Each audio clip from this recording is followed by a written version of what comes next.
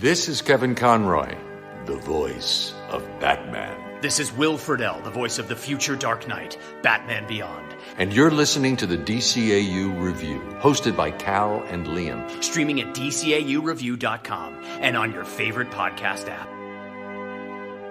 Welcome, everybody, to episode 383 of the DCAU Review. And even though I'm breaking the cardinal rules set up by Larry David, I'm wishing you a happy new year past the third of the month.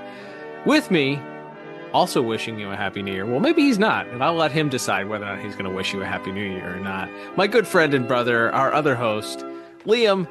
Liam, welcome to another new year of podcasting here in the DCAU Review.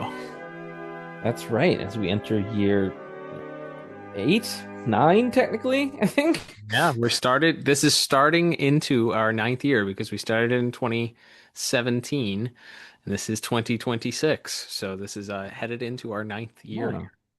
So welcome back to everyone. Thanks for hopefully everyone had a great holidays, and normally I would be very opposed to wishing anyone a happy new year this late, but I will not leave my podcast partner / brother hanging, and so I will echo the sentiments as well and say hope everyone had a good holiday, and more importantly, I hope you had a good first week of January trying to remember how to do your job, which is I know we both suffered from in our day jobs as well as doing this podcast. So we're all easing back into it together, hopefully.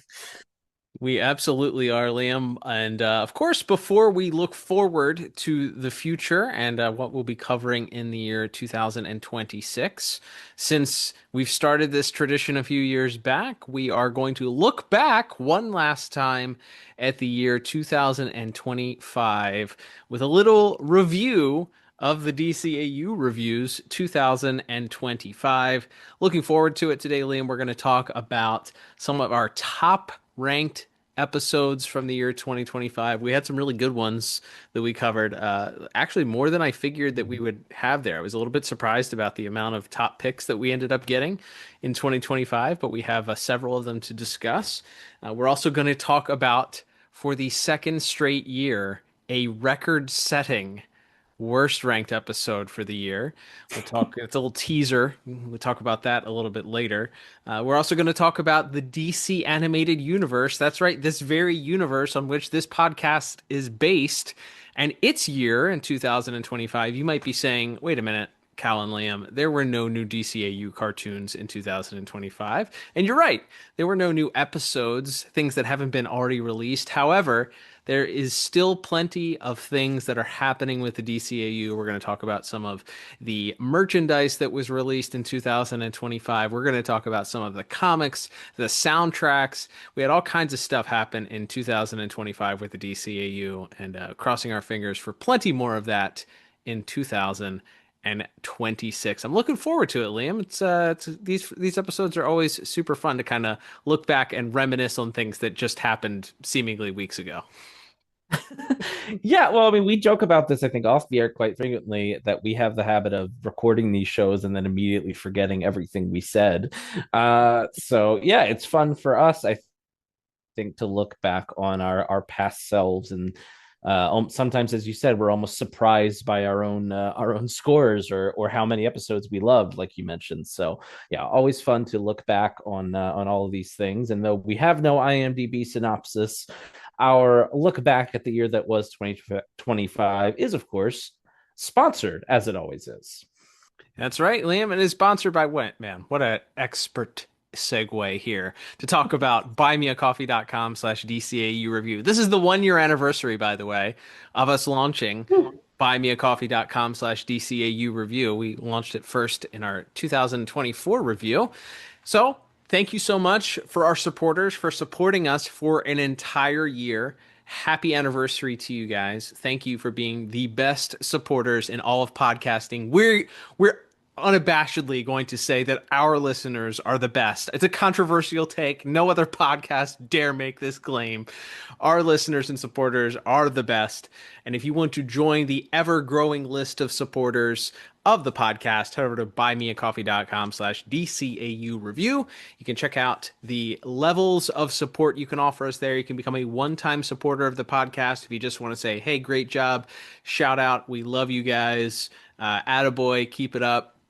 Whatever you want to do, that's you can do that as a one-time supporter, or if you want to become a monthly supporter of the podcast, you can join us at one of our levels that we have there of support. We have 3 different levels of support, all which offer different perks, and our top tier perk, of course, is the Super Friend tier, which offers you the opportunity to ask us a question and hear that question answered on the air if it does indeed have to do with the question or have to do with the episode that we're reviewing that week. Or hey, if we're not reviewing a episode that week, or we're reviewing maybe doing a character spotlight or a meta brawl or reviewing a comic book, you're free to ask questions about those as well.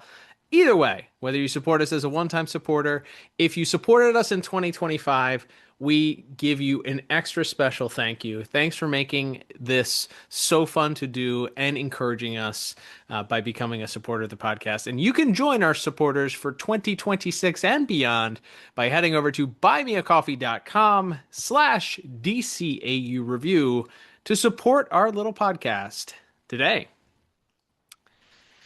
All right, Liam. So I think we should probably jump right into things here. Do you want to? I think traditionally we kind of just go through our top ranked episodes in 2025. Before we do, not to bore people, we're not going to bore people with statistics or what have you, but there were a couple of landmark things that happened in 2025 that we were super jazzed about. One of it sounds maybe trifling and a little bit, I don't know, maybe not important to other people, but we crossed the 10,000 follower mark on Instagram, which is huge for us. It finally felt like we would never get there, and we finally reached that plateau. We're continuing to grow every single day. Mark Zuckerberg, thank you. We love you, and thank you for all that you do for and have done for society and the United States and the world. You continue to improve our lives every day, and we thank you for it, Lord Zucker. Yeah, and that haircut looks good. I just want to say that it looks good and normal.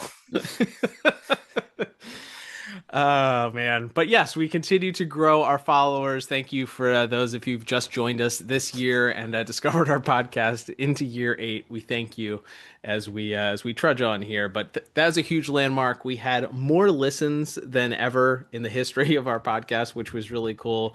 Our percentage of growth was something insane, like 330% or something like that, according to our Spotify Wrapped. So we just had a huge boom. I shout out to our listeners across the globe. Also, some of the other countries that are listening to the podcast, we're dominated by Americas and the UK, of course, but there are international listeners, according to Spotify, that do tune into the podcast. So thank you all for supporting us and your continued support in 2025.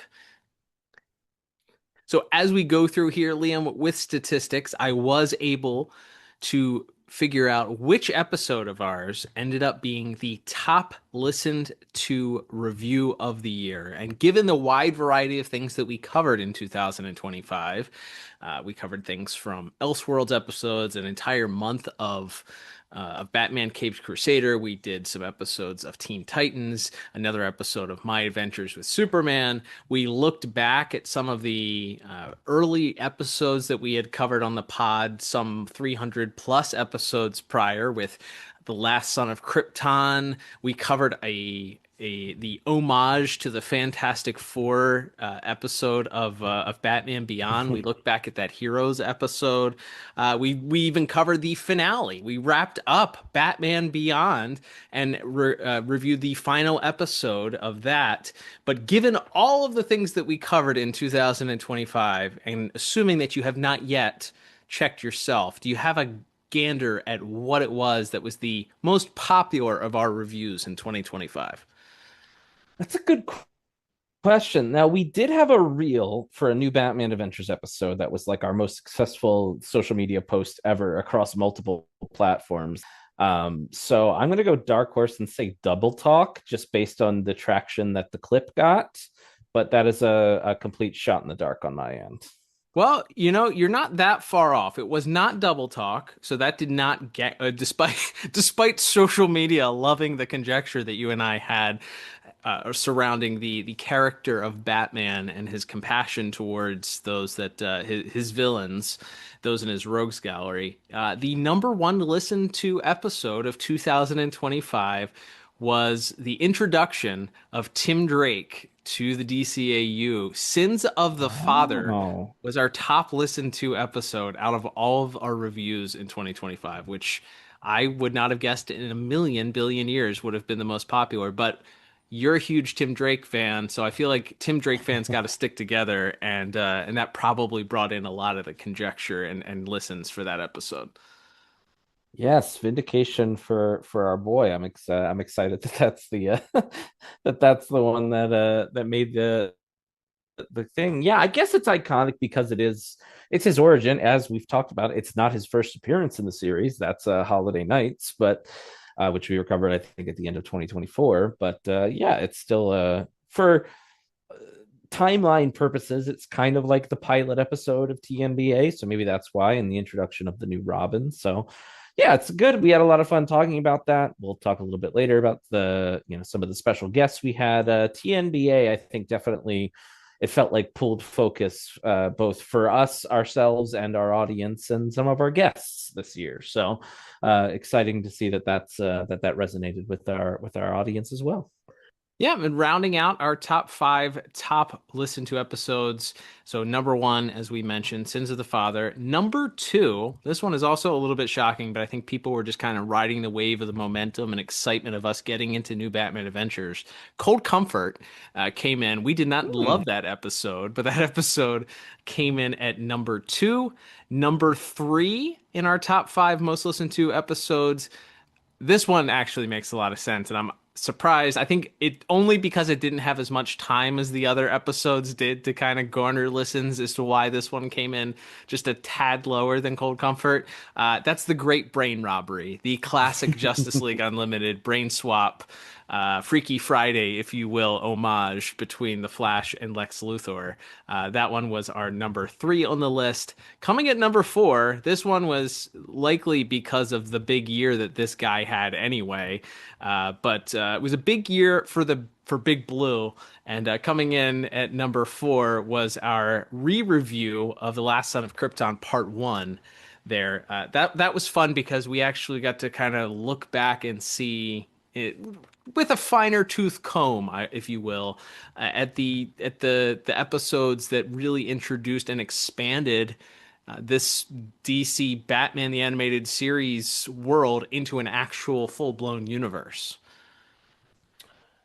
Yeah, I think that's one that stands out as a lot of fun for us. Obviously, as we mentioned, part of Super Fantas month, the month that was, and yeah, as we said, we say that almost every time we re-review something now, but we covered three episodes in one. Basically, I mean, The Last Son of Krypton, parts 1 through 3 in our original review. That episode's maybe clocks in at around 30 minutes, and we obviously did not cover that in the depth that any of those three parts deserved. So it was a lot of fun getting to revisit those three episodes and also dissect them, I think, in a way, and consume them in a way that we never had before, because we always watched them in succession. And so to watch them sort of week to week, I think, was also a unique experience as well. So I think we really got to zero in on each individual episode, and that first one being the Krypton, everything being spotlighted on the characters of Krypton. We don't even see Superman as an adult, at least in that first episode. So it's really all about Jor-El and Lara, and I think that adds to the it adds to the mythos of Superman when you care about the what he lost, even though he was an infant and maybe doesn't really remember it. And that first episode does such a great job of establishing, Jarell and Lara as characters in and of themselves, and their love for their son that, sets him off on this journey to become the world's greatest hero. And then Liam, ironically, everything that you just said about that conversation, and honestly, my introduction for that about it being the official explosion, or I guess the genesis of the actual DCAU.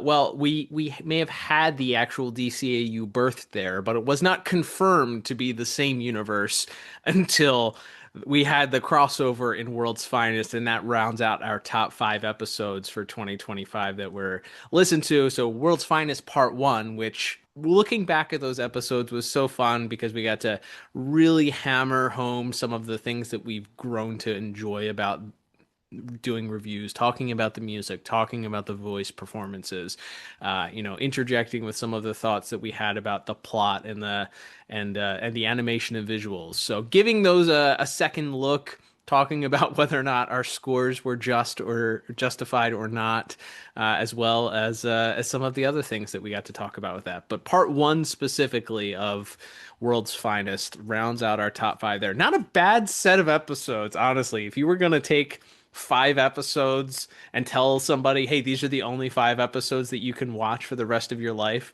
not a terrible mix right there, I'd say.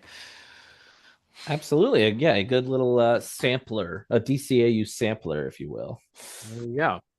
So those were the top 5 episodes we listened to, according to our listeners. Most listened to, maybe not according to our listeners, but when it comes to the actual episodes that we ranked here, Liam, as far as our top 5, we're going to go ahead and look at those here in order as we look at in order that we reviewed them, of course, not necessarily in the order that they actually ranked here. So kicking things off, we're looking at our top picks. We'll call this section the top picks of 2025.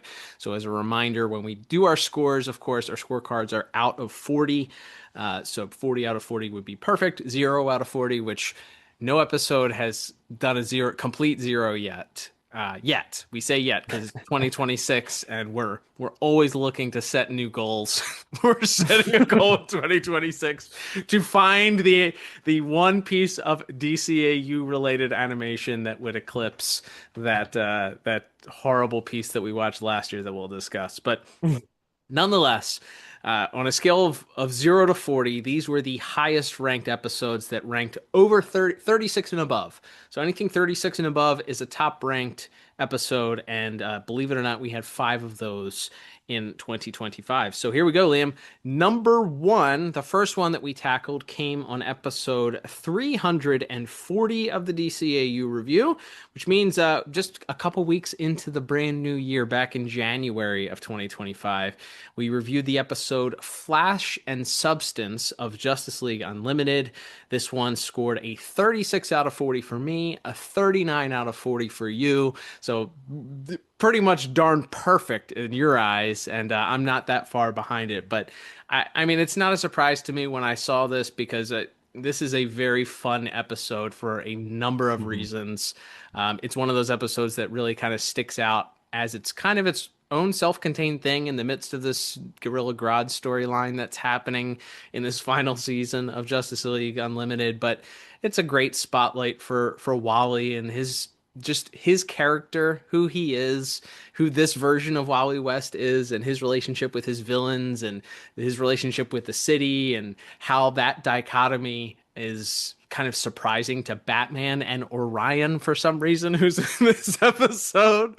But yeah, it's a fun one, and I remember us taking a lot of enjoyment out of doing the review, and even a couple of I think some of the voice cameos also probably played a role in us getting extra enjoyment out of this one too. Yes, for the first time in animation, we had Mark Hamill as the trickster in that episode after he played that character in live action, and in the future would again in the CW Flash series. Okay. So that's a blast. It's a tour de force for Michael Rosenbaum in that episode, and the rest of our rogues gallery. And then yes, as you mentioned, Ron Perlman as Orion, and of course the late Kevin Conroy as Batman. That's such a fun episode. I think looking back on it, one, it's just fun because we didn't really, as we I think we talked about, we didn't necessarily explore a lot of the Flash mythos in that series because it's a team show, and so he's splitting screen time with a lot of other characters. So one, just getting a classic Central City Rogues Gallery episode is fun, Mm-hmm. but then the fact that it becomes this sort of like interrogation of the Flash and why he's like the most beloved hero in his town, and how even Batman, as stern and sort of grumpy as he often is portrayed, he understands that like that's what Central City needs. And so you see Orion being the one that really doesn't get it, and even Batman's there's like, yeah, no, you don't, because like this guy's perfect for this exact city and these exact villains and these exact people. Yeah. And it's a great like celebration of the Flash and all his mythos. Plus, I mean, the visual Easter eggs in the Flash Museum, which is another classic. A lot of Flash mythos stuff, a lot of fun little nods, and once and for all, let us just raise our glasses and say R.I.P. to the Turtle Man display. I wasn't sure where you were going with that. That was good, though. That was a good pull. Yeah. It was a fun, enjoyable episode as directly reflected in our scores there. So we wouldn't have to wait too long. I guess just 21 episodes later, although that feels like not a long time in podcast episode time, but it is several weeks before we would come to our Mm-hmm. next top pick episode. So we went from kicking things off to 6 months later with episode 361. And Liam, this was the aforementioned guest that you put up there with potentially one of our top listened to episodes. It actually would have made top 10 most listened to episodes of the year, and that is the episode Double Talk. And that's a fun one, as we talked about it. I mean, there's a reason why the clip that we had went viral and got so many listens to Mm-hmm. it, is because we really enjoyed that episode for a lot of reasons. It is a bit of a tragedy. It fits into that kind of mold that really the stories that were written in Batman the Animated Series only they could tell in the way that they could tell them, in the most expertise or the most expert way that they chose to tell them. And this is an episode that obviously sees Arnold, who's doing his best to stay on this straight and narrow path. We see Bruce Wayne doing everything he can to use his status and influence to try and give this guy a second chance, and he just can't escape his past. Essentially, it just keeps coming back and trying to knock him off of the straight and narrow path, even when he eventually gives into it, despite just constant a barrage of different things that affect this guy's life, including a little person dressed up as Scarface haunting him and calling him from a phone booth across the street from his apartment.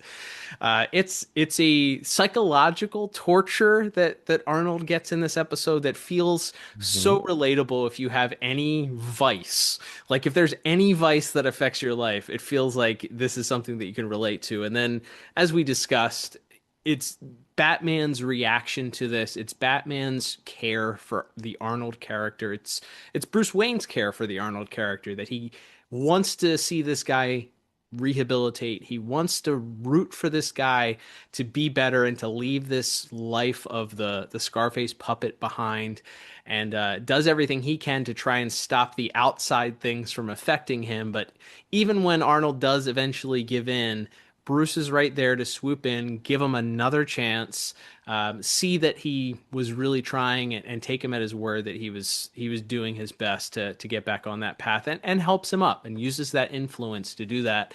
And I think that was this one of the many times in Batman the Animated Series that we see that. But this was one of those times where I looked at that and I was like, man, how can anybody think that the Batman character has no heart? And I know the argument is that it depends on who the writer of Batman is.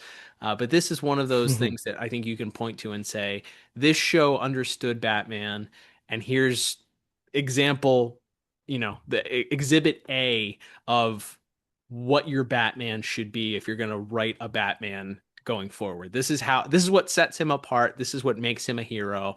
A guy who doesn't have actual superpowers. Yeah, he's got cool gadgets. He's got a lot of money. He's got a cool car. He's a cool detective. He's able to hold his own against metahumans. But really, when it comes down to it, the human element of him being able to have compassion for those that are wreaking havoc on his city is really what sets this Batman apart, and ultimately why I think I ended up giving this episode a 36 out of 40. This might have actually been our biggest disparity all year, which isn't to say that you didn't like the episode. I think I just enjoyed it a little bit more. I gave it a 36 and you gave it a 31. So 5 was probably the biggest disparity we had all year, to be honest. But yeah, it's a great episode, and I think that idea of Batman being compassionate is what set this one apart and made me give it such a high score. Absolutely. Yeah. I think it's everything that we've talked about. As we said, like it's a great insight into how Batman views the world, and that he is this compassionate figure, which we love to see in our Batman.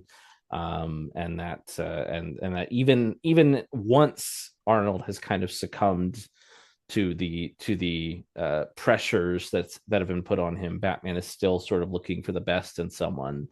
And yeah, it's so great for all the reasons you just stated. It's a great insight into him, and it's also, I would, as we discussed, and it's something we're kind of keeping a checklist of, I think, as we go through these TNB episodes, because one of the general, I think, fan critiques of the quote unquote fourth season, or whether you consider that the fourth season of BTAS or its own standalone thing, is that a lot of the character depth that was present in those early Alan Burnett and Paul Dini scripts of episodes like Heart of Ice is almost erased in favor of some more generic sort of adventures of the week. And at least with the case of Ventriloquist and Scarface, it was as I think we said on the episode, it's the most interesting those characters ever were, is in the new Batman adventures. So it'll be fun to continuing to compare and contrast that in 2026 as we see more new interpretations or slightly tweaked versions of other characters going forward. Absolutely. And stay tuned here. We might find another episode or two of the new Batman Adventures here as we go through our top 5 highest ranked episodes of 2025. So, Liam, our third entry into our great picks, into our top picks episodes for 2025. We didn't have to wait as long to reach our next episode. Just a couple of months later, we did episode 368, and I'm seeing a pattern here when it comes to some of these episodes that show up here. 368 was the episode The Great Brain Robbery, which we already alluded to, one of our most listened to episodes.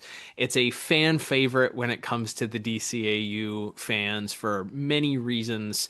Some of the meta stuff with obviously Lex Luthor and the Flash swapping brains, Michael Rosenbaum at the time having played the live action version of Lex Luthor on the very popular Smallville television show. So you had that little bit where you have Clancy Brown, who's essentially doing a Michael Rosenbaum impersonation as Lex Luthor. You have Michael Rosenbaum doing just kind of serious Lex Luthor voice as the Flash, as Lex Luthor in the Flash's body. You get this Freaky Friday thing, and it's a fun episode. It's funny. There's a lot of quips, but this episode is I'm sure if you sat most DCAU fans down and asked them to pick a favorite Justice League Unlimited episode, especially towards the end, that's not involved in the Cadmus story arc, this has to be almost unanimously one of the top 5 favorites of all time. So not surprised it ended up being on our top picks list. This one I ended up giving a 36 out of 40. You gave a 33 out of 40. So again, this one's on the list because of me. You can blame me if you don't agree. But I remember really the standout for me is the idea of this this weird playing a character that's playing another person, essentially. Dude disguised as a dude disguised as another dude. That's what we had with our 2 leads for this episode, and Clancy Brown having to emulate and try and emote in the same way that Michael Rosenbaum does in his delivery, but still using his regular voice, and then vice versa, Michael Rosenbaum having to give a more stern, collected version of this Flash character while still appearing on the screen as those same characters. So very, very, very funny, very like very memorable episode, and a lot of good one-liners that, of course, are very memorable as well for that one. Absolutely, yeah. It's a blast. It really does become the Clancy Brown show, I think, just because of how funny he is, embodying the Flash in Lex's body. But as we talked about, a lot of layers to some of the humor they get away with in that episode involving him and Tala and things like that is it's fascinating. That feels like it's just a blast. It's on the short list. It's right up there with Joker's Millions and The Laughing Fish and some of those great comedic episodes throughout the DCAU history. And it's just a blast for the, as we coined it, the DCAU's Freaky Friday. That's right. And then coming in, Liam, at number four here, you will see a pattern here developing. Coming in at number four, this one also kind of surprised me that it ended up on our top picks list. Again, blame me. I was feeling very generous in 2025, I guess. That's why several of these episodes ended up on our top picks list.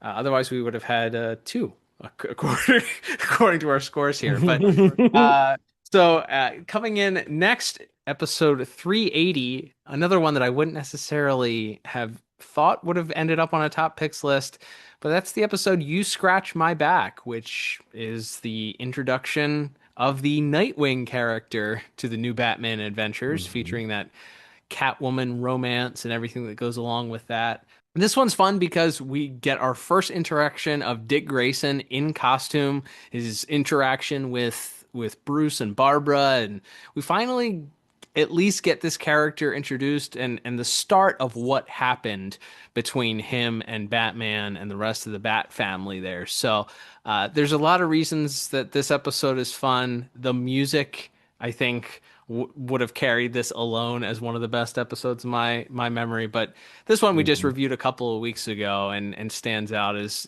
being better than I thought it would.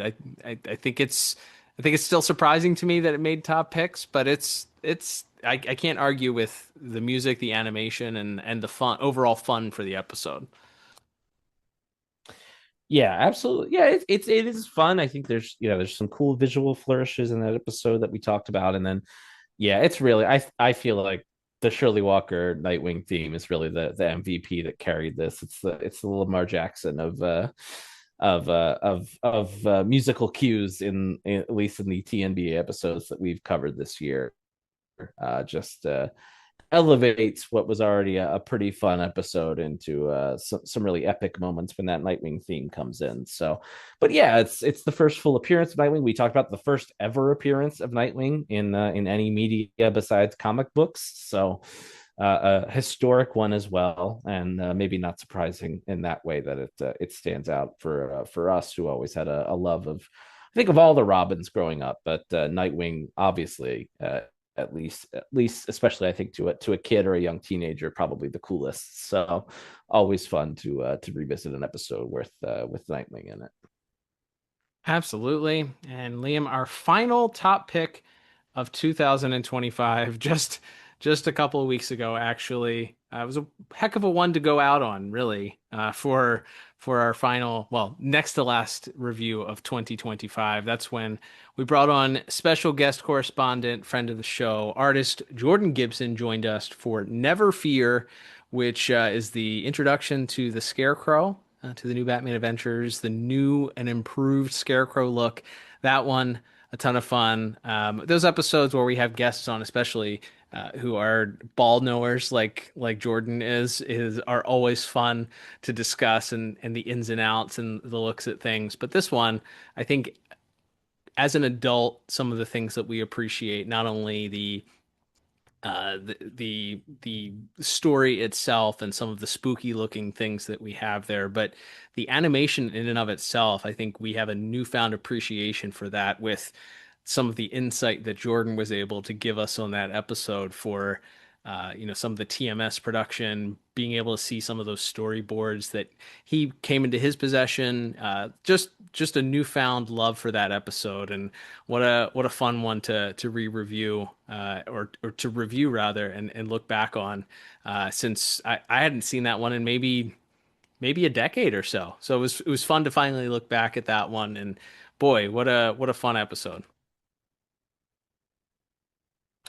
Yeah, it was a blast. Obviously, as you said, getting Jordan on, we feel so cut from for the same cloth with them and their love of the DCAU. And yeah, that one, just the visuals, I feel like are what stand out to me. That's such a good looking episode.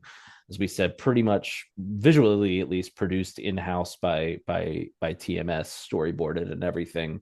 So it's a pretty unique episode in that way. But yeah, it looks great. It's kind of a wacky premise, as we discussed, with the anti-fear gas. But it's kind of like, if I don't know, if Mr. Freeze started using a flamethrower, and he's like, "When you think about it, heat is actually the coldest thing." Like, it doesn't really make sense, but it's kind of a fun gag, and it leads to, as we mentioned, kind of a dark Frank Millerized Batman who's about to let guys drop to their dooms, and almost throws the Scarecrow off a train and all that. So he's and a kind of a big shining moment for our young Robin as well in that episode, which I especially, I think, loved, and getting to see Tim shine in that episode. So yeah, I think that was a blast, and yeah, good couple episodes to wrap up the year with. That's right, and that's actually a good segue here, Liam. So that's our top picks in 2025. Hopefully, we'll have some more top picks to discuss here in the year 2026. Some other highlights from 2025. We, of course, did our annual April Fool's Day episode for 2025, and we actually broke rank this year for the first time ever, not doing a Marvel animated property, and instead we said cowabunga, and instead went and did the 2003 animated series of Teenage Mutant Ninja Turtles, which holds a near and dear place in both of our hearts for just kind of, I think, helped us appreciate the Turtles in a way that I think we were too young for that original Teenage Mutant Ninja Turtles cartoon from the 80s.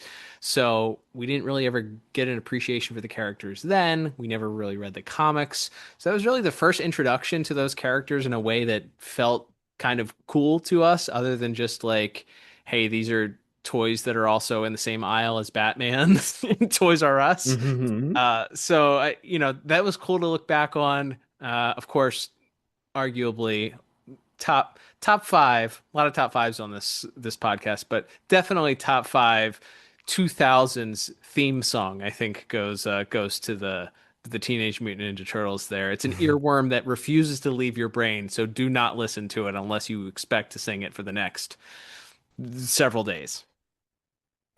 Yeah, I was like, just talking about it, I already feel it worming its way back into my brain. But yeah, that was fun. We talked about that as much fun as reviewing all of the Marvels have been over the last couple of years. We've done these fun April Fools reviews. It was fun to get out of the capes and tights superhero world and into another side of a show that we loved growing up. So yeah, it was a blast revisiting that one. And man, that show, I think a lot of that show, at least from the episode we watched, I know it went for like 9 seasons, so who knows how the quality held up. But at least that first episode, I think we were pretty impressed by how dynamic and kind of dramatic it feels, despite it still very much capturing the sort of the innocence and kind of fun happy-go-lucky energy of the four turtles.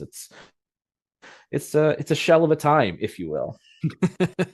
Check that out on episode 349 if you want to hear us talk about that episode. That was the pilot episode of Teenage Mutant Ninja Turtles 2003.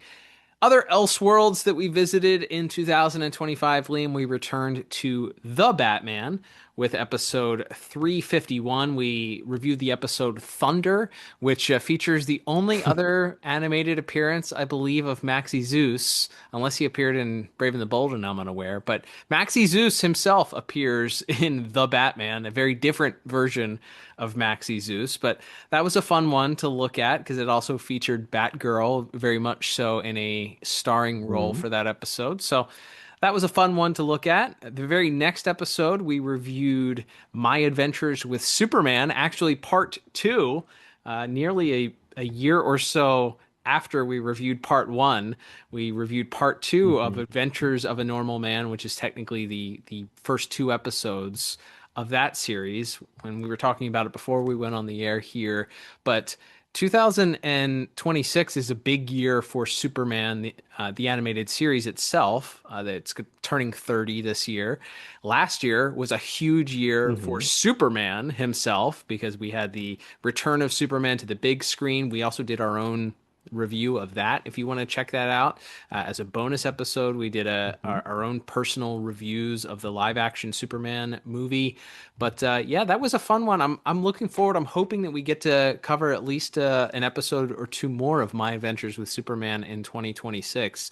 I said that in 2024 also, or at the with our 2024 review. But I'm really hoping in 2026 we get to cover another episode or two of that because that show's just a lot of fun, and it's really one of the few things that is new DC content that's being put on streaming services someplace, I'm sure. I don't know if it's on any of the I don't know if it's on Max, HBO Max, Discovery, Warner Brothers, Netflix yet, but it probably will be by the time by the time I listen back to this episode in 2026. Yes, let's hope our corporate overlords allow us to watch and stream this show somewhere. Because yes, as you mentioned, it is a lot of fun, and it's fun, and also I think it's a little bit of a departure for our show because obviously a lot of what we do is so steeped in our own personal nostalgia for these cartoons that aired 30 plus years ago in some cases, and how we look fondly on these shows from our childhood, and so much of our reviews are kind of based on do these old shows measure up to our own memories of them. And so to review something more modern, I think I wouldn't say it's challenging, but it is different for us. So I think we have fun kind of putting our review caps, our thinking caps on in a little bit of a different way, because the element of nostalgia is kind of not there with the more modern shows when we get to take a look at that. So My Adventures with Superman is always a lot of fun. Absolutely. And our Elseworlds month, I believe it was Elseworld's Finest Month, in fact, is what we dubbed it. But Mm-hmm. Elseworld's Finest Month concluded with the review of the Superman Batman movie, Public Enemies. That was a fun one because we got to look back at both a comic book series that you and I very much appreciated, and it influenced our love of those characters at a very specific point in our lives. We got to give some love to one of our favorite artists of all time, Ed McGuinness. And we also got to hear Tim Mm-hmm. Daly and Kevin Conroy working together again as Batman and Superman in animated form, with several recurring voice actors and actresses from the DCAU. So while it's not officially DCAU canon, it was fun to hear those people voice those characters and see them in a story that you and I both appreciate. So very very cool. We also haven't really reviewed a ton of movies just because that takes up a lot of time on top of then giving Mm-hmm. a full thorough review of the movie. So for us to be able to do that, especially with one of the more memorable ones based on one of our favorite comic book runs, is was super fun. I liked looking back at that one in 2025. Yeah, it was a lot of fun. Had not seen that animated movie in years, so getting to revisit it was fun. And then for all the reasons you mentioned, that does have like a fun buddy cop energy to it, as the comic it's based on does as well. Sort of, this is a for if you love a story where Batman and Superman really act like pals, and they're kind of ribbing each other and being sarcastic with each other, but in kind of a fun, best friend bros way. It's a good dudes being bros movie with Batman and Superman.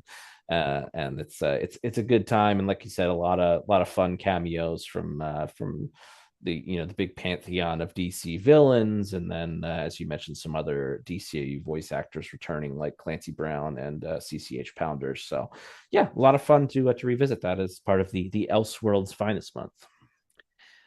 That's right. And those weren't the only Elseworlds that we reviewed. We did an entire month of the next 4 episodes of Batman Caped Crusader, which I think we learned that you and I might be, you, I, and maybe Monica Cabina, who guested on one of the, the reviews that we did that month, might be the only actual fans of this series. I'm not sure. But we are small, but we are mighty. I will say that as far as those that appreciate this series. But it was great to kind of move through that and continue to see, revisiting those episodes a year after their original drop date on the Jeffrey Bezos streaming network. So here's hoping that 2026 is the year that we get season 2 of Batman Caped Crusader, and that it is, last we heard, it is still technically in production. So hoping our sources confirm to us at some point in the not too distant future when that second season will drop. But I guess I'm not holding my breath here.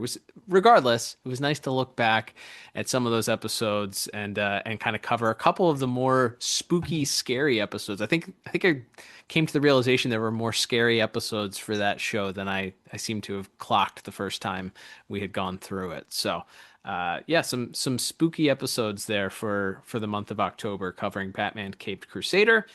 Shout out to best friend of the show, Monica Kubina, who came on to discuss the stress of her regard, the Harley Quinn episode. Check that one out if you want to hear some of her thoughts on the design work, some of the things that she really loved about that show.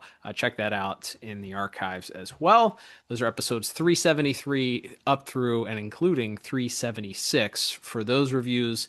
And then last but not least, Liam, our Elseworlds also covered one of the most popular non-DCAU cartoons of all time. We covered 2 episodes of Teen Titans. We covered an episode Deep Six, an episode 358. That's a fun one because it has Aqualad in it, and we talked a little bit about how that could have probably fit into Aqua Fantas month back in 2023, but we pushed it forward a little bit. But we also covered the episode in episode 369. We covered the episode Winner Take All, which is this really weird, wacky episode that finds a bunch of our heroes all teamed up together, and also has Speedy, who we just happened to coincidentally review Patriot Act that month. Speedy makes his appearance in Patriot Act, supporting the Justice League Unlimited episode, supporting Green Arrow, and then he is voiced by and appears the same way in his appearance in Teen Titans. So there was always some conjecture about, is this happening in the DCAU or is it not? So that was fun to look at because that Winner Take All episode is just a goofy, wacky, fun time of just kind of like mashing all of your action figures together, or having the age-old comic book shop question of who would win in a fight between this person and this person. Yeah, it's kind of like a Street Fighter or something, but with superheroes. It's a lot of fun. All the fights happen on these, like, really, there's like underwater stage, and what, like, all these different places that they have their one-on-one battles. A lot of fun. There's a big steel cage match between Beast Boy and Wildebeest in one of those scenes. Like, it's a great deal of fun, and it looks like they had a lot of fun designing uh all of those big one-on-one fight scenes. As you said, it's just good nerdy fun, getting all your who would win in a fights out between all these different teenage heroes. And yeah, as mentioned, it introduces Speedy to the series, who a very similar looking Speedy shows up in JLU, which I think spawned our interest in reviewing that, as you mentioned. So yeah, it was fun to sort of do the question. It's not quite the same, but it's fun to see the little connective tissue between Teen Titans and the DCAU proper, even though it sits in its own little else world. That's right. And wrapping up some of the highlights of 2025 with our reviews, Liam, we did 2 character spotlights in 2025. We did bring on, speaking of guests, we did bring on special guest contributor to the podcast, a correspondent. I don't think we can even call him a correspondent. He's a contributor at this point. He's contributed so much Mhm. to this podcast.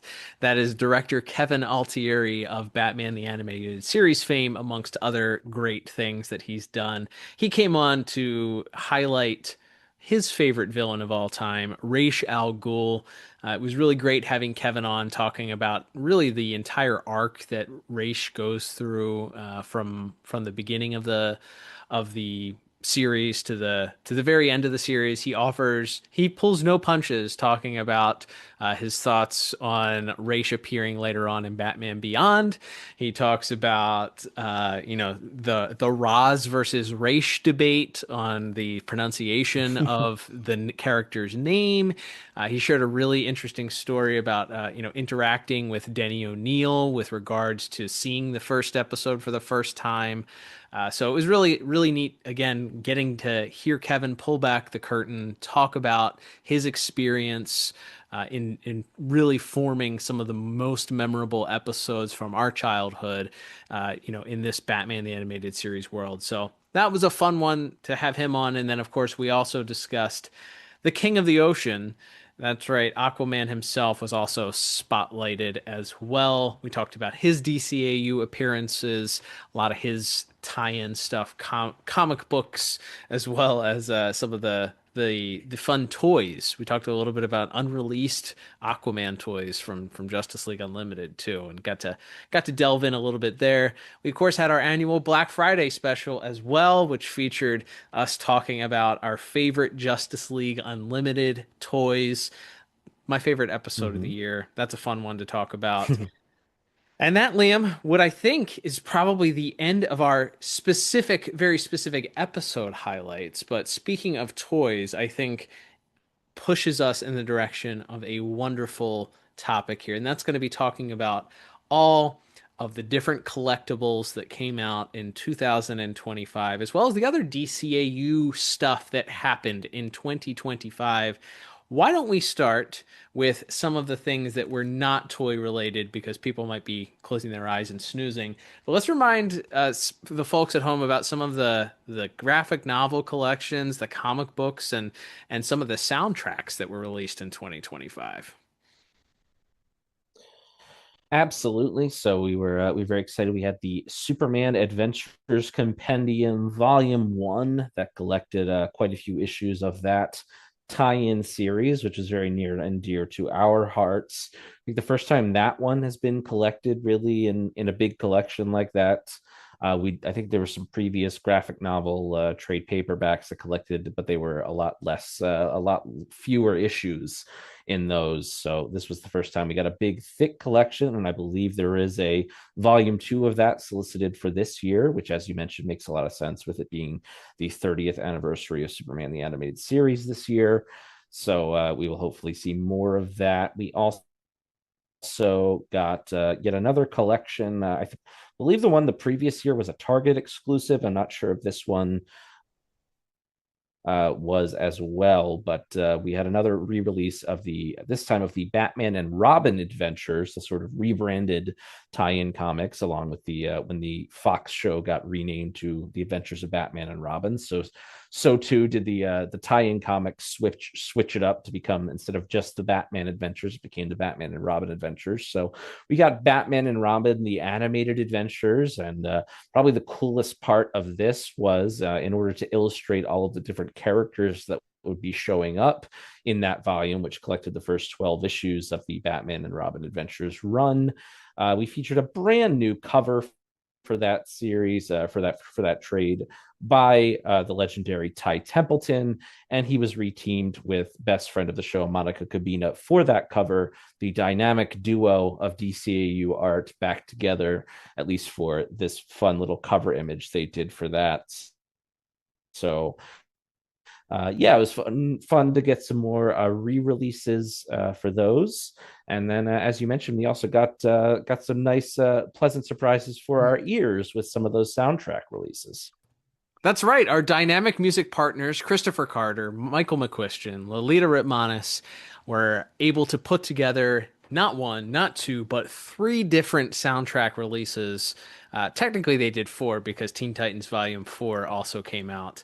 But in the year Mhm. 2025, we had Justice League Volume 1, which has been much demanded for a very long time. Very much appreciated to be able to listen to some of those soundtracks in isolation. We also had Justice League Unlimited Mhm. Volume 2, and then we had Batman Beyond Volume 3. So we had three much demanded and much appreciated soundtracks. That's after in 2025 or 2024 having some of the Batman Beyond and Justice League Unlimited tracks released then. So we're keeping them rolling out. We will not stop until all of our soundtracks are in some sort of streamable, consumable form. So please keep up the good work, Dynamic Music Partners. We appreciate everything that you've done to get those pieces out. We had our friends over at Mondo who were about to do some serious discussion on here in just a second about some of the other things they released, Batman, the animated series related, but they released the Mask of the Phantasm soundtrack on vinyl with an incredible artwork on the vinyl sleeve and just Mhm. like they just do top-notch things there that are designed to make you part with your money. That's all I can how I can describe Mondo. It's like they know where to hit you right in the wallet. And the soundtrack that they released for Mask of the Phantasm was released early in 2025 and I believe sold out pretty quickly. So I think some of our listeners ended up getting it. I remember seeing them tagging us in a couple of posts. So hopefully you were one Mhm. of the lucky few that ended up getting that if you were in search of it. But big year for music for the DCAU. But not to bury the lead, but as we mentioned, collectibles continue to be the place for people where people go for the DCAU, where the DCAU lives on in the year 2025 and beyond, is in the collectible market. So some notable collectibles include. If you're a Funko Pop fan, they continued the Batman the Animated Series line. That one's been going for quite some time now.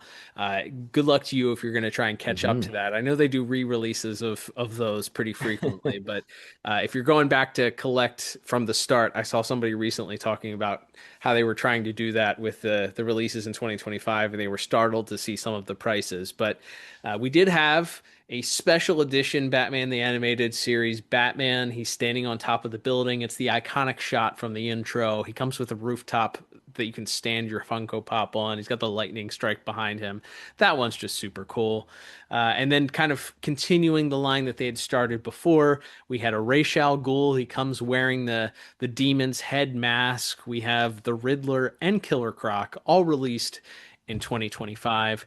But Batman the Animated Series weren't the only ones that got love in the Funko Pop department. We ended up getting our first set of Batman Beyond animated, officially animated Funko Pops here with a Batman that there was a Terry McGinnis chase that came with it. You could chase the one, the unmasked version of it. It was a rarer version of that.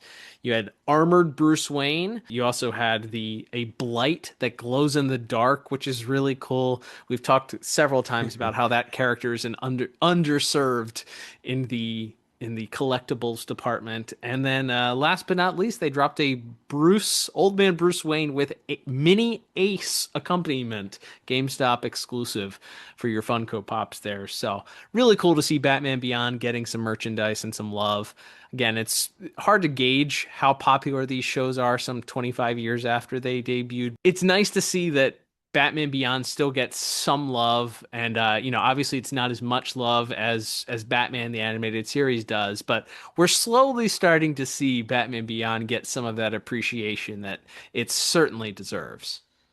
Absolutely, and a great example of that, as we were just talking about off the air, is the kind this came out of nowhere to me. So we are celebrating the 30th anniversary of the Batman Beyond Return of the Joker movie this year, which famously, as we talked about, was not really a success, at least financially, for Warner Home Video at the time. The planned sequel got canceled and all that.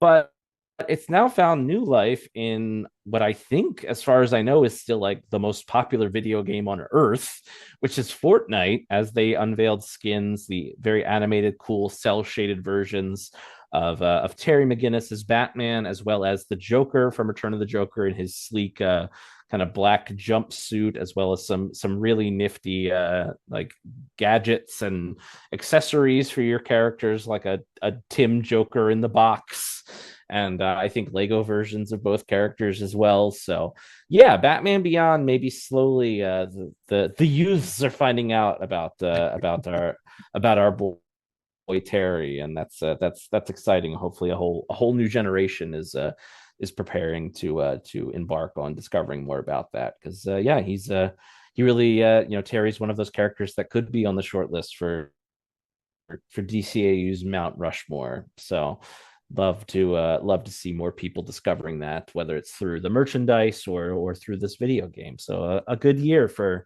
Batman Beyond finally getting a seat at the big kids table. That's right, Liam. And we, of course, going on talking about collectibles, more Batman Beyond fun stuff. He was actually, I think the pre-order technically ended in late 2024, but delivering in 2025 was the Mondo 1/6 collective. They just cleaned house this year when it came to my bank account. Like undefeated, just ring the damn bell. Those guys got so much of my money this year. But starting off with the Batman Beyond 1/6 edition of their action figure. This was the first.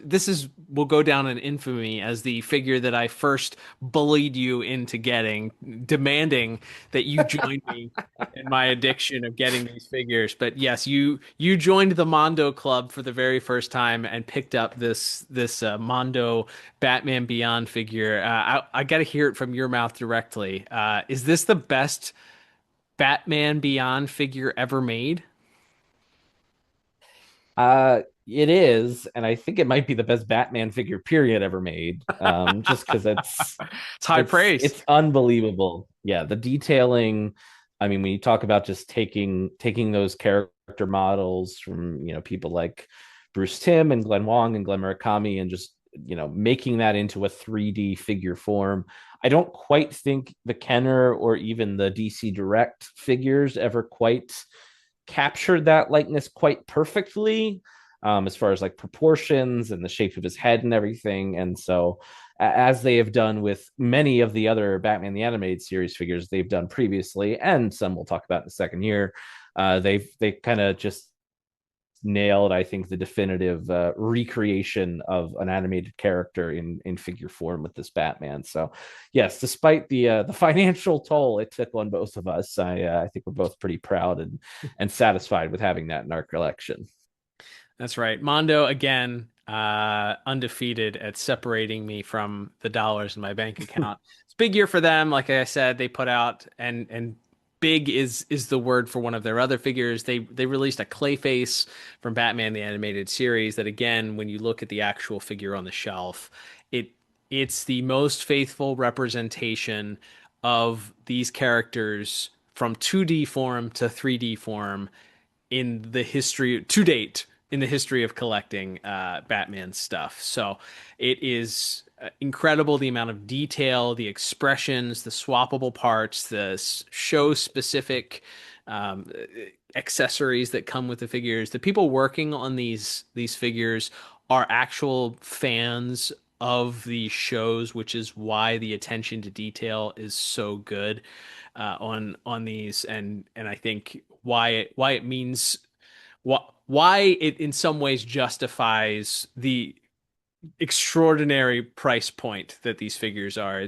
There's a lot of care that goes into these. There's a lot of detail that you aren't going to get on a figure that you pull off the shelf at Target or Walmart. So the Clayface is another home run. The fact that there's an accessory that includes the Batman trying to escape his chest piece, that they were able to figure out how to make that as an accessory from Mudslide, is just bonkers to me. It's absolutely bonkers how they figured out how to do that. So that one was delivered this year. Also delivered this year, I believe Poison Ivy and Scarecrow were both delivered this year.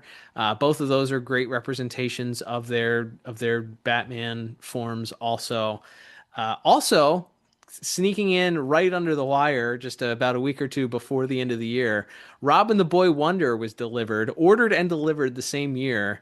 So finally, Batman's sidekick in 3D form here, Dick Grayson, shows up. Another home run from that crew. And as far as what we have to look forward to in 2026, maybe one of the most exciting things, and again, exciting for me so that I can bully Liam into buying more things. That's right. Speaking of the 30th anniversary of Superman the Animated Series, Mondo announced they are dropping their own Superman based on Superman the Animated Series. And again, some of the accessories that they've shown for what this is going to come with are absolutely insane. Like it's gonna be crazy. It comes with the little stand that holds the Brainiac orb. He's got like a swappable chest piece. Just yeah. Start clearing space on your shelf and start putting your money away now, Liam, because the bullying is going to start the second that pre-order drops. Yeah, that's gonna be tough for me to pass off. I had previously erroneously claimed that I would be one and done on the Mondos with the Terrence. But yeah, the Man of Steel tends to be my kryptonite, ironically, when it comes to collecting. And yeah, it's going to be more than a little tempting. I was somehow able to resist the Robin, but I also I think Superman might be one, especially when those pre-order bonuses, the holdable Lois Lane. So it's really it's two figures in one. So I'm saving money when you think about it. Uh, there's that collector math for you. There you go. But yeah, that's going to be very hard to resist. So I look forward on our 2026 in review show next January to talking about if and when we made those purchases and hopefully got them in hand. So we shall see, but it's definitely going to be a tempting one. All I can say is you better start saying your prayers now that they stop at Superman and they don't start bringing in other supporting characters. Either that or make your rules right now. Like, I'm only doing Superman. I'm not doing, but what if what if Supergirl comes along? What if they do a bizarre, what if Lex Luthor is there? Start setting those Mhm. rules for That's yourself. gonna be Your collector rules now. yeah, good advice for any aspiring or current collectors is set your own ground rules because you'll always be able to convince yourself that you can add that one into the collection if you don't put some parameters up early on. So as we have both learned over and over again over the years. That's right. And Liam, we'd be remiss not to mention I would say the company that's solely responsible these days for keeping Batman the Animated Series on retail, at least main big box retailer shelving, and that is the McFarlane contributions to Batman the Animated Series and related DCAU properties in 2025. We had quite a bit of different things here. I think more than I even realized when I was looking back here. But of course, these are all re-released figures for the most part from the original DC Direct, DC Collectibles figures. However, a lot of these were much demanded and kind of very hard to get their hands on at a reasonable price. So we did see that re-releases of the Clayface and Man-Bat figures from Batman the Animated Series.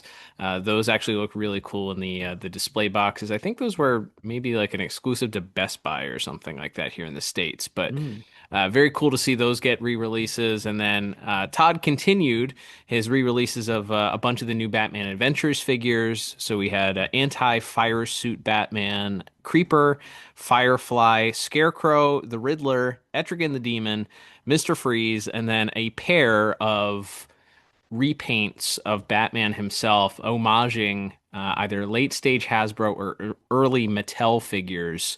I think there was a silver Batman with a blue cape that sort of homaged those Mattel and late Hasbro figures, as well as a red Batman that I think there was some discussion on which figure it was homaging, but I think a lot of people settled on that like Bruce Wayne quick change figure that was super cool with a big red trench coat for some reason.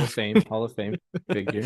100%. Yeah, that's a classic one. Speaking of, shout out to the DC animated custom page. Kevin over there did a really cool custom of turning it into that Mhm. actual figure from that. So check out their page if you want to see their contribution to that. But outside of those re-releases, there was also, of course, the re-releases from Batman the Animated Series. These here in the United States, Target exclusives. The only bonus for these, obviously, is the Build-A-Figure aspect with these, Liam. And for the very first time in 2025, we had two brand new characters that you were forced to buy the entire set or go to the secondary market if you wanted to get the to collect and build this figure. So we had Bane, Hardak, Phantasm, and Poison Ivy. A very rare, I guess Hardak counts as the Batman figure from the set, but very rare not to get an actual hero in that set. But you Mhm. had them collect them all, and then you built, for the first time ever in the history of toy collecting, a brown suited Bruce Wayne figure. What a collectible this was. I think this was much sought after and much demanded for a very long time. Felt like a big missing hole if you've been collecting action figures, especially Batman the Animated Series figures, since the series inception in 1992. We never got a brown suited Bruce Wayne figure, and here we go. Finally, in the year 2025, we finally Todd made our dreams come true. Yeah, that's the home run. I know some people weren't super satisfied with the paint on it being kind of an all brown look instead of like the khaki-ish pants colors, but Hmm. honestly, beggars can't be choosers. And yeah, there is the thing. Even the original BTOS Kenner Bruce Wayne quick change Batman figure, he's in like this weird red sweater, and then it's repurposed with a yellow variant, I think later. Yeah. Correct me if I'm Mhm. wrong, but and then Yep. as you mentioned, we had that one with which is a little bit closer to the TNBA release, but then it also has this big bright red overcoat that is maybe what he's wearing in Holiday Nights. He is wearing an overcoat. I don't know if it's bright red or not in that Yeah, it's episode. true. I have to roll the tape back, but regardless, even that still doesn't quite capture the regular Bruce Wayne look of the series. So this is definitely the closest we've ever gotten, and yeah, it's a joy to have that in my collection. That's one of those ones where my collecting rules for these DC Direct slash McFarlane figures has been just the hero characters. I'm not collecting any villains, which I failed at anyway, but because I've just collected a few randoms over the years, or because two pack, came with one character and I needed the other. But now these build a figure lines, not only if they feature a hero character as the build a figure, I'm now collecting way more of these DC Direct McFarlane collectible BTOS figures than I ever planned to, and I don't know. I don't know. If someone send help, I'm drowning in I'm drowning in what my rules are for collecting anymore. It's a slippery slope. Before you know it, your rules have gone out the window, and you've got to collect them all, as they say. But yeah, that was a pleasant surprise to get a brown suited Bruce Wayne. We did see that sneak peek of that last year, but I think there's also some conjecture online, as there often is, that at some point that it was canceled because it was delayed and all this stuff. But it finally came out. People, as you mentioned, of course, people are going to complain about it not being specifically perfect to their liking. But again, it's a fine representation on your shelf, and the little suitcase that it comes with the bat suit in it is a nice touch. And Mm-hmm. then our second build a figure, our only two in 2025, which is a relief to my wallet and yours, as you just mentioned here. But the only other build a figure set came out in the latter half of 2025, and that included a Killer Croc. Ra's al Ghul, the Gray Ghost, another one of those that had been released in finite numbers towards the dying days of DC Collectibles run. So that was one that was much in demand. And then there was a combat belt Batman homage, so painted just like that original Kenner figure, with included with yellow Mm-hmm. accessories, very very much the homage to the OG best, arguably the best Batman, the animated series Batman figure of all time. Certainly the most famous and loved, I dare say, amongst collectors. And this one was a surprise, Liam, because the build-a-figure for this set was so out of left field. I don't think I could have ever predicted. There's probably 50 other characters I would have thought they would have included before this one. But that's not to say that I didn't appreciate and also collect it. And that is Jonah Hex. We got a Jonah Hex Yeah. figure. Old man Jonah Hex figure in 2025 based on his appearance on Showdown. And yeah, again, what a treat this is. It looks very faithful to the appearance on screen. Did you were you able to complete the Jonah Hex figure? I think thanks to some of our friends, as the aforementioned DC Animated Customs, our friend on Instagram, I think sent me a part for, I forget if it was that or the Bruce, but between that and I think your own help and my own shopping, I was able to complete the set. But Yeah. yeah, I feel like for some fans, there's other villains and stuff maybe they would have preferred to see made before you would get to Jonah Hex in this type of line, considering you're only getting kind of, as you said, these one or two new figures a years in these build a figure sets full of re-releases. But I don't know, man. I think it's kind of crazy cool that after all these years, I mean, there is the JLU younger Jonah Hex figure in the 3 3/4 size, but to have like sort of a an immortalized that showdown episode, maybe that also means a little bit more to me now. You know, we got to have the director Kevin Altieri on when we discussed that episode, and you know, hear how much of his own heart and soul he poured into that episode and how excited he was to work on it. And I think maybe I just appreciate Jonah Hex and specifically the BTOS version of Jonah Hex just a little bit more now. So I was okay with it, even if it did mean I had to go hunt down another complete set against my better judgment. There you go, absolutely, and yeah, I think some of those requests sound like before McFarlane hands off the licensing at the tail end of 2026 or mid of 2026 back to Mattel. Sounds like we're still going to get at least one, if not two more, rumored Build-A-Figure sets for Batman the Animated Series. So we'll see in next year's review of 2026 what came to fruition and what Todd was able to pull off and what people had to complain about with those. But rounding out our rounding out Todd's contributions to Batman the Animated Series collectibles in 2025, he re-released the Harley Quinn and Joker 2-pack as a Mad Love 2-pack. This one was different though because the Joker was painted in the tuxedo colors that he was in the famous Alex Ross painting, Mad Love. Mm-hmm. So he has like the black tux on. This one was also, I was very surprised. The fact that this never appeared in a show, how in demand this was and how excited people were when this dropped. I don't know if it's just they're so hungry for everything Joker and Harley Quinn, everything collectibles. Maybe I'm just in a small bubble of people that are enthusiastic about this stuff, but a lot of people were very excited about this, and a couple of those stores that were offering it, I know sold out for pre-orders and stuff. So very surprising to see how excited they were about that. Equally exciting was Liam, I thought I got in a time machine for Christmas in 2025, and that is because much like in the year 1994 or 1993, I can't remember which year it was, but either way, you either would have been less than one or not even two yet. And we meaning me and our other sibling received the Kenner Bat Cave for Christmas. And well, wouldn't you know, this year under the Christmas tree waiting for me, courtesy of my lovely wife, was the McFarlane Batman the Animated Series Batcave. So Todd was able to get that Batcave out. I didn't get the original one. I didn't get the original one.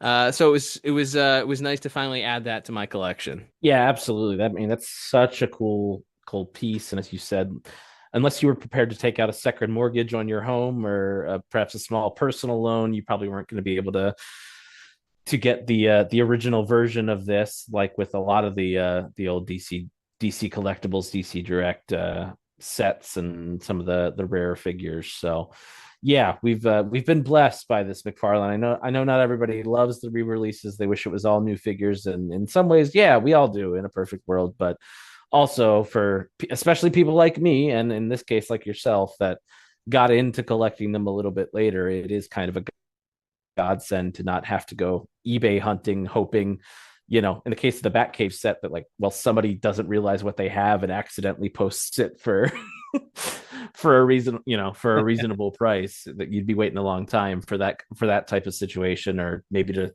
stumble upon it at somebody's yard sale or a Comic Con or something. So yeah, this was definitely a godsend for people that wanting to complete their collections without breaking open all their piggy banks.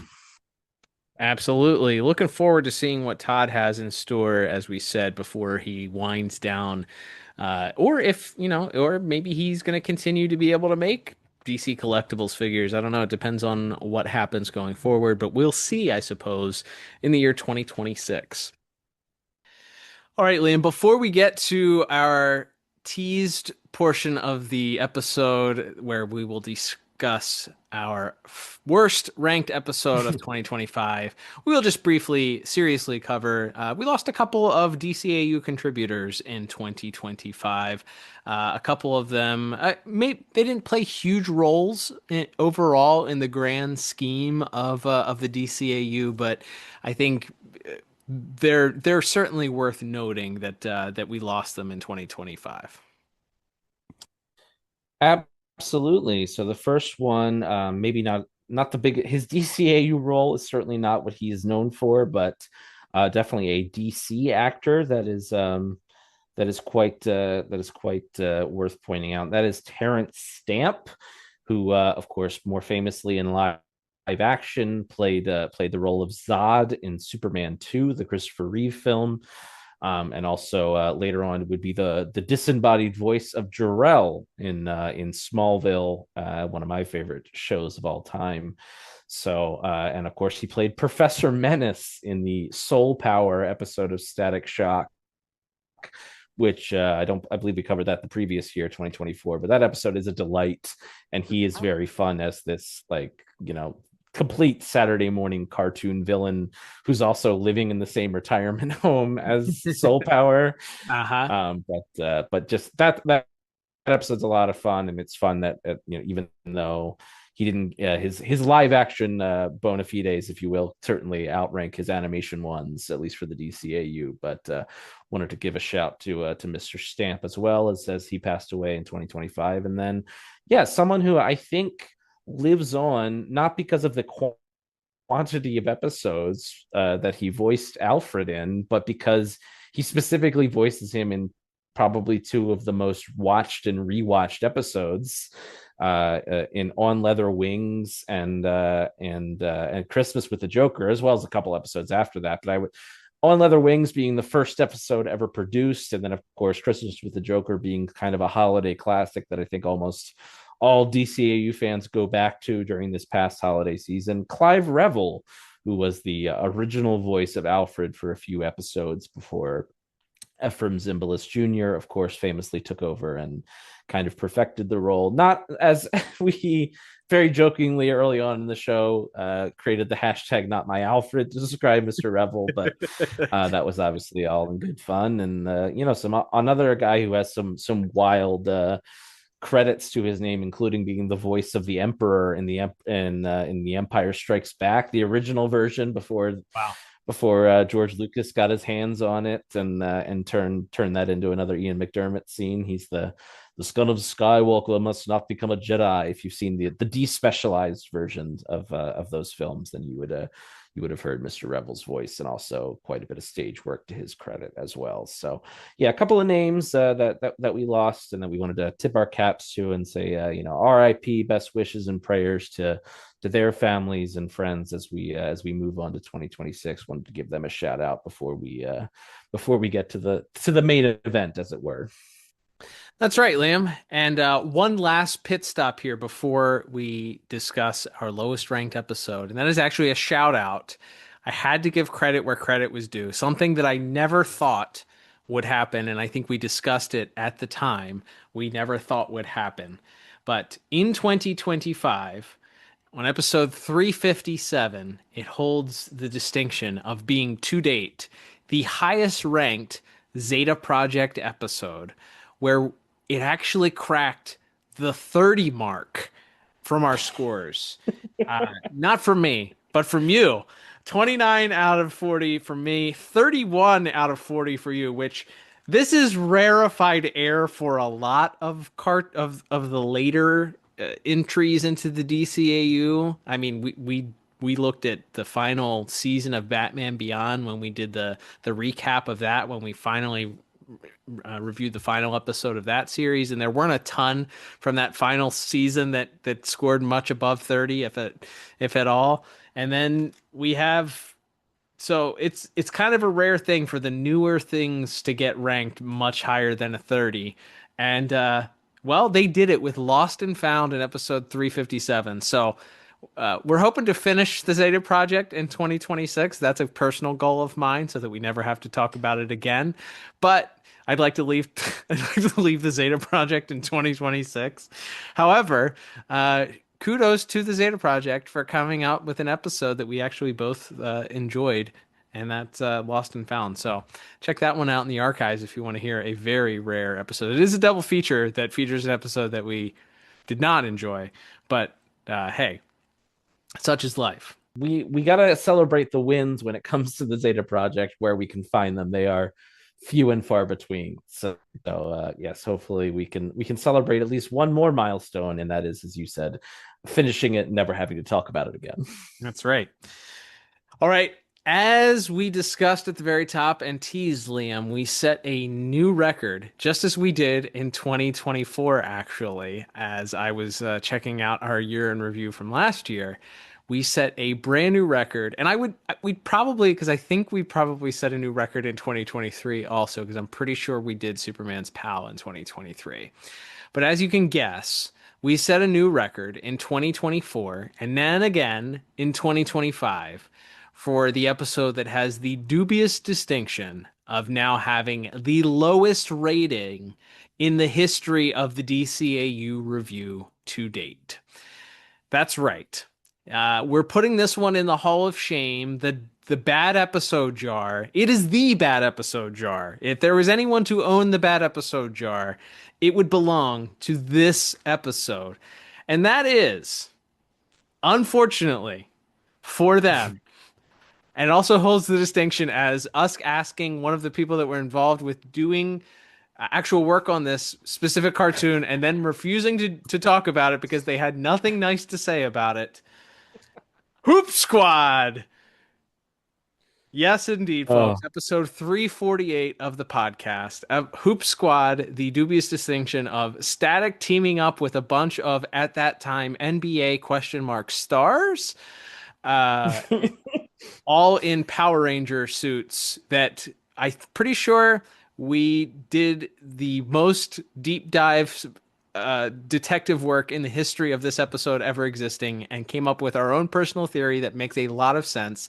And that is that this was used as some sort of leverage to re-engage the National Basketball Association in Warner Brothers, Time Warner negotiations for their television contract. That's the only explanation we could possibly have for this episode existing. Hoop Squad, it's Static and a bunch of NBA players, and it's not good. Yeah, it's awful for many reasons, including the real life terrible person who is portrayed in that, Karl Malone. Yeah, it's bad for that reason. It's not a good episode. It doesn't look very good. It's got a very silly villain. Static and Gear are kind of couched in favor of giving most of the screen time to these four random NBA players with dubious powers that don't really like make that much sense based on like one of them, like Steve Nash is like a porcupine man or something. Like it's not even like, so like they tried to make the powers match like what they're known for as NBA players or whatever. Like, oh, someone's a defender, someone's tall so he can stretch or something. Like they just gave him kind of weird random powers from my memory. But yeah, I think we went in like being pretty sure that this was like a backdoor pilot, but then as we did more research, we stumbled upon our own theory, which I think matches that time frame of when Time Warner, TNT, and everything were courting the NBA to get them onto their networks. And it seems that we offered up Static Shock perhaps as a good brand synergy opportunity for this. And yeah, it produces, unfortunately, I really never thought we'd see a worse episode than that Zeta episode, and who knows, we still got a few more Zetas to go. Maybe this record will be broken, as you said. But yeah, Hoop Squad's awful. And and it feels like through no fault of anyone involved in making it, other than the executives who commissioned that they had to make basically a commercial for the NBA as an episode and then try to make that work within the framework of a teenage superhero show. Yeah, that and the fact that nobody raised the red flag that Karl Malone has some unpleasantness in his past. So, yes. But also, yeah, he also played for the Lakers for like 3 days, and somehow he's the Lakers representative in that episode too. Seriously, you couldn't get Robert Horry or Ron Harper or Derek Fisher, right? Any of those other guys that played minor. You're not going to get Kobe Bryant or Shaq. I get it, but like you couldn't get one of those guys. Goodness. Yeah. So as Liam alluded to, the previous record holder was Kid Genius, which held the title for exactly 1 year, or a little less. Sorry, a little less than 1 year, as we found out. So, yeah, it is now belongs to Hoop Squad. As our final scores for that episode were 5 and 7, by the way.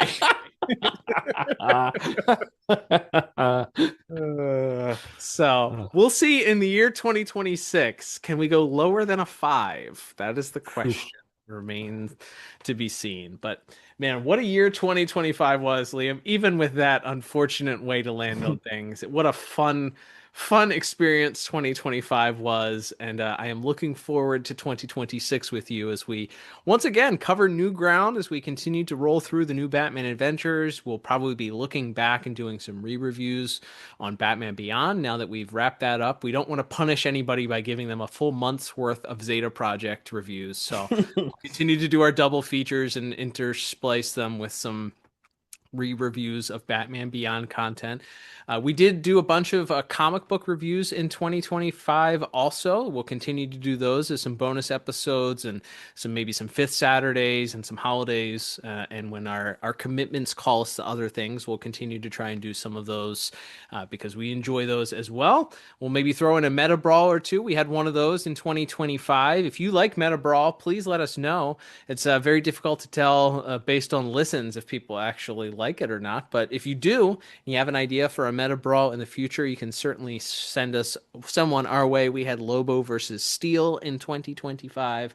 And then, of course, we'll have some character spotlights, and hopefully we'll have some guests. The only thing I did not cover, Liam, and somehow almost left out, is the fact that in 2025, for the very first time, we had a cast member from the DCAU on our program.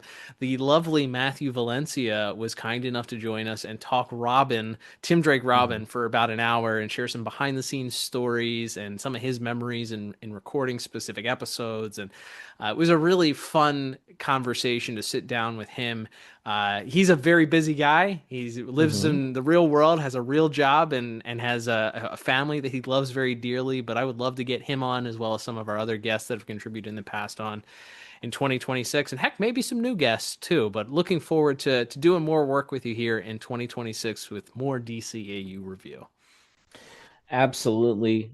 Can't wait. Yes. As you mentioned there, Matthew was such a joy to talk to. It was a little bit of a struggle. He kind of bent over backwards to make it work with his schedule, and we adjusted some stuff on our recording times to make it work. But we always appreciate people that take time out of their busy schedules to talk nerdy with us for an hour or more in some cases. So yeah, always appreciate all of our guest correspondence, and yeah, hopefully some more to come in 2026. And then we get plenty of regular old reviews to get to as well, which should be a lot of fun. Absolutely, Liam. We'll begin to wrap things up here. Thanks everybody for tuning in. And once again, thanks for joining us for another year of podcast episodes. It would exist if you didn't listen, because Liam and I would just do it for ourselves. But you know what? You guys, you listeners are the cherry on top. We appreciate interacting with you, hearing all the kind things that are said, interacting with our posts. If you did any of that in 2025, you're the real MVP. We're very thankful for you. So feel free to continue supporting us in 2025 if you haven't done so already. Please follow us on social media at DCAU Review on all the big guys, Twitter, X, Instagram, Facebook, and everything else probably too that exists out there. We're also on YouTube. We're looking to continue our growth on YouTube so more people can listen to us there. As more people shift away from the Apples and the Spotifys and go to YouTube to listen to podcasts, we'd love to continue to grow that audience. So subscribe to us on our YouTube page if you don't mind. Even if you don't listen there, subscribe and like the videos. That helps get more ears on the product. Also, if you do listen to us on one of those other podcast platforms, Apple, Spotify, something else, and lets you leave a review, leave a 5-star review for us. That helps us a lot. Leave a little blurb if you listen on Apple Podcasts. Even if you've left one before, I hear that you can leave multiple reviews there. So if you leave the 5-star review and a little blurb about what you like about the podcast, we'll send you a little thank you gift just for doing so. And don't forget, as we mentioned at the top, check out buymeacoffee.com/DCAU review, the best way to support the podcast. Liam, looking forward to kicking things off with our first review of 2026 next week. And guess what? We're starting off with a bang with a return to Justice League Unlimited to start 2026. That's right, and it's time to place your bets once again as we head to Bloodhaven for the first and only time in the DCAU for the episode Grudge Match, as Black Canary and Huntress and quite a few of the other female DCAU heroes are locked into another game of another fighting tournament thanks to the nefarious roulette. So excited to chat about that starting next week. Can't wait, Liam. Heck of a way to kick off the year. Hope you'll join us. But until then, I'm Cal. And I'm Liam. And we'll talk to you on the next episode of the DCAU Review. Adios.